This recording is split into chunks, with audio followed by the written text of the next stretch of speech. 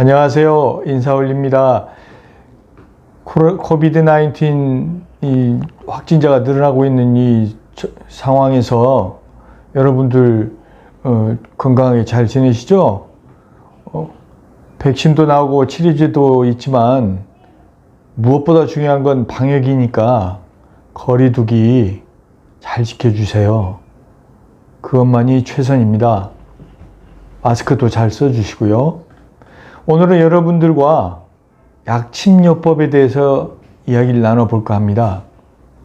약침요법은 한의학에서 한의학적 치료에서 아주 중요한 부분을 차지하고 있는데요. 이 약침요법이 서양의학의 신경 치료와 어떤 차이점이 있는지 거기에 대해서 한번 짚어보고요.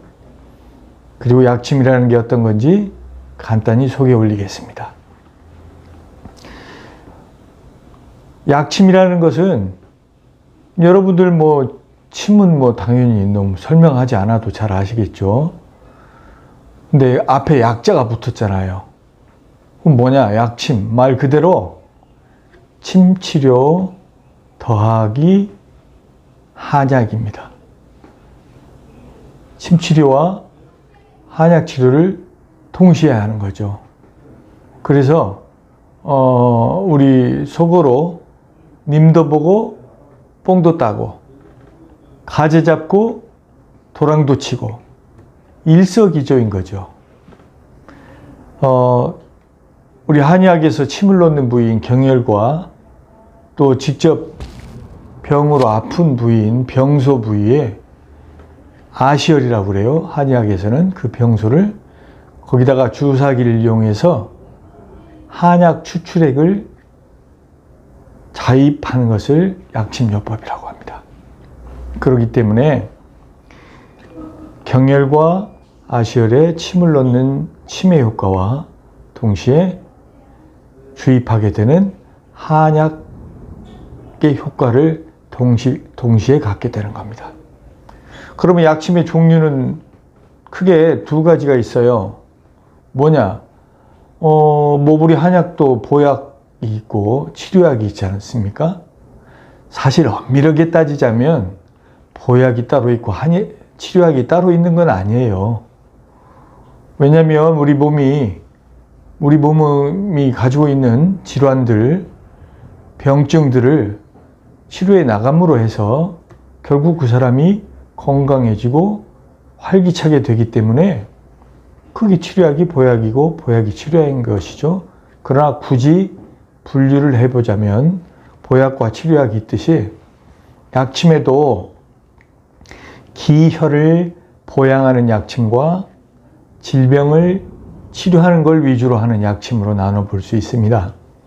기혈을 보양하는 약침에는요, 산양삼, 자하거, 생맥산, 공진단 이런 게 있습니다.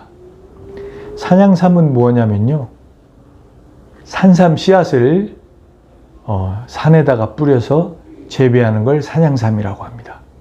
산삼의 효능을 가지고 있죠. 자하거라는 건 사람의 태반을 얘기하죠. 이거 역시 보양 효과가 있는 약재로 쓰고 있습니다. 생맥산, 공진단, 아주 한의학에서는 널리 알려진 처방입니다. 보약이죠. 그 다음에 질병 치료를 목적으로 하는 그런 약침의 종류에는요, 요각통, 말 그대로 허리요 다리각, 허리 다리가 아픈 질환에 쓰는 거죠. 그 허리 다리 아픈 질환이 뭐가 있겠습니까? 대표적으로 척추관 협착증, 그 다음에 추간판 탈출증 같은 게 있겠죠. 그 다음에 슬통, 무릎 관절 질환에 또 쓰고요. 그 다음에 소염 약침도 있습니다. 이건 뭐냐면 우리가 급성적으로 발목 관절이라든지 팔꿈치 관절이라든지 이런 관절 부위를 염좌상 삐게 되었을 때 그 부위에 급성적으로 염증이 생기거든요. 그럴 때 그 염증을 가라앉히고 치료해 주는 게 소염 약침이 있습니다. 그리고 또 어혈약침도 있거든요. 어혈약침은 어떤 부위에 병이 있는 부위에 혈액의 유통이 잘 안 되고 또 혹은 죽은 피가 고여 있다든지 할 때 그 부위를 어혈을 풀어주는 치료해주는 약침, 목적의 약침도 어혈약침이 있습니다. 그리고 우리 복부에 있는 체지방 같은 이것을 한의학에서는 습담이라고 하거든요. 우리 몸에 불필요한 노폐물이 축적되어 있는 걸 습담이라고 합니다. 또 그런 걸 치료해주는 약침도 있죠. 이렇게 그 약침을 두 가지로 나눠볼 수 있고요. 그런데 이제 약침의 그 원료 물질로 봤을 때 또 세 가지로 분류해 볼 수 있어요. 동물성, 식물성, 광물성 이렇게 나눠졌죠. 나눠서 볼 수 있습니다. 동물성 약재를 보자면요. 녹용, 아까 말씀드렸던 자하거, 인태반이죠. 그 다음에 봉독, 벌독을 정제한 봉독. 그 다음에 오공, 오공이라는 건 진해입니다.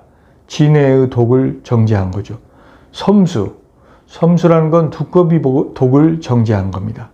그리고 이제 또 향수로도 유명하지만 공진단의 아주 최고의 으뜸의 원료로 알려진 사양, 그 다음에 곰 쓸개즙을 사용하는 웅담, 이런 것들이 동물성 약재로 쓰이는 약침의 동물성 약재입니다. 그 다음에 식물성 약재는 또 어떤 게 있냐면요. 아까 말씀드렸던 산양삼, 또 산양산삼, 그리고 당귀, 또 산약, 이런 것들이 있습니다. 그 다음에 광물성 약재도 있어요. 저는 광물성 약재를 많이 활용하고 있는데, 광물성 약재는 우리가 먹을 수도 있고 또 이빨을 닦을 때도 사용하는 죽염, 그리고 또 약재로 사용하는 석고, 활석, 백반, 이런 광물성 약재들도 약침의 원료로서 활용이 됩니다. 그러면 오늘 제일 여러분들한테 말씀드리고 싶은 포인트는요. 얼마 전에 저희 한의원에 이제 단골 환자 분이 오셨어요. 그분은 뭐 무릎 슬관 관절염도 있고요. 젊었을 때는 디스크, 추간판 탈출증도 앓으셨던 분인데, 이제 추간판 탈출증은 앓았던 부위가 연세가 드시면 세월이 흐르면서 척추관 협착으로 노화가 진행이 됐어요.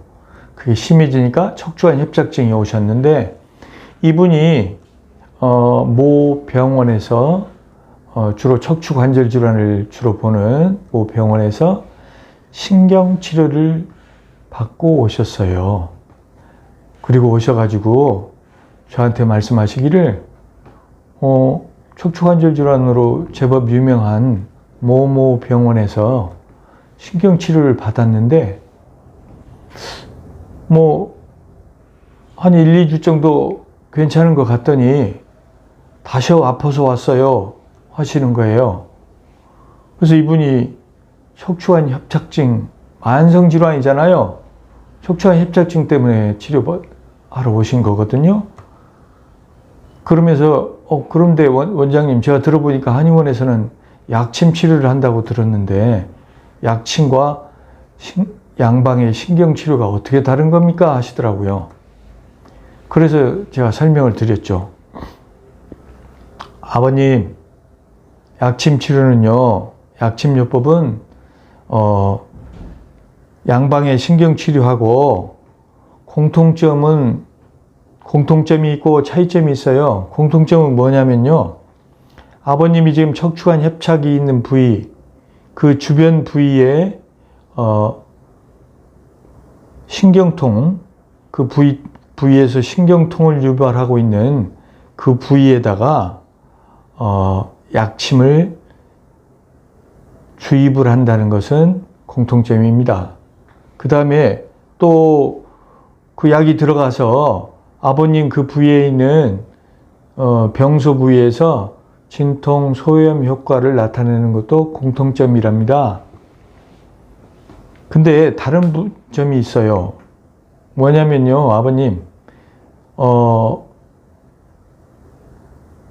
한방의 약침요법은 단순히 약물만 주입하는 게 아니고 침 효과도 같이 있기 때문에 아버님은 침도 맞게 되시고 그 약물 주사도 받게 되시는 겁니다.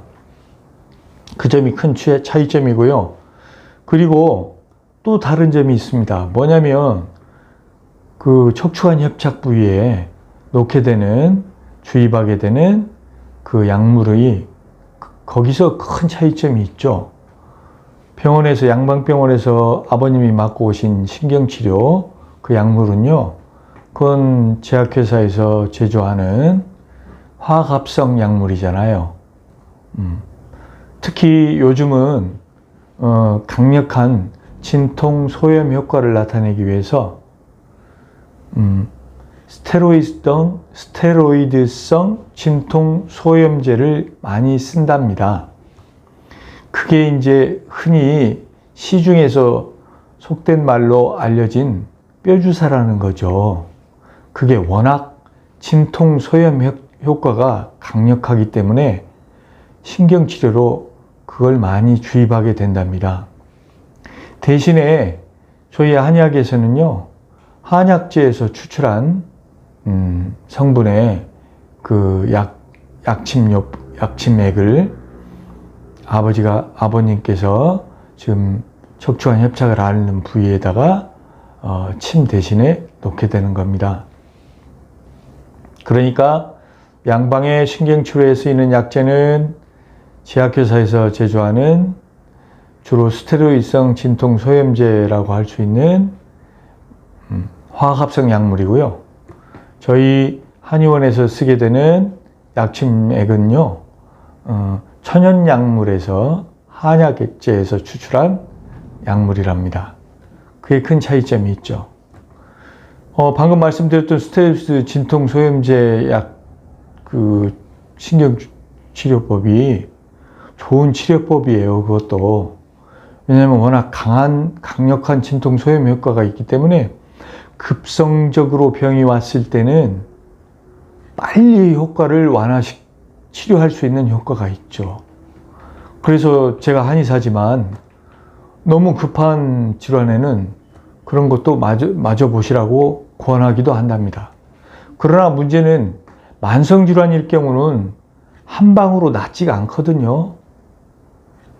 스테로이드성 진통소염제 한 방을 맞는다고 해서 만성질환이 바로 싹 눈 씻듯이 없어지진 않아요. 만성질환은 치료기관이 좀 필요하답니다. 그러면 저희 한의학의 약침요법 같은 경우에는 10번, 20번을 반복해서 주입을 해도 별 부작용 없이 약침요법을 진행할 수 있는 대신에 스테로이드성 진통 소염제 신경치료 경우에는 그걸 자주 반복할 수가 없습니다.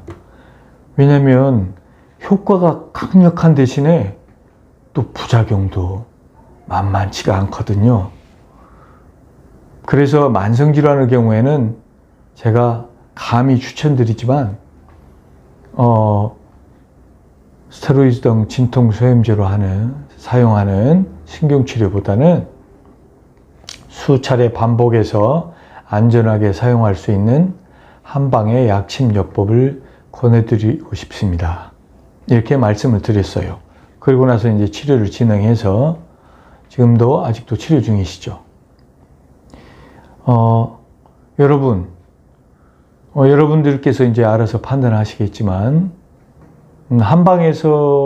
한방은 양방보다 장점이 만성 질환을 치료하는데, 좀 더 안전하게 장기적으로 치료할 수 있다는 이점이 많다는 것은 얼핏 들어보셔서 아시겠죠?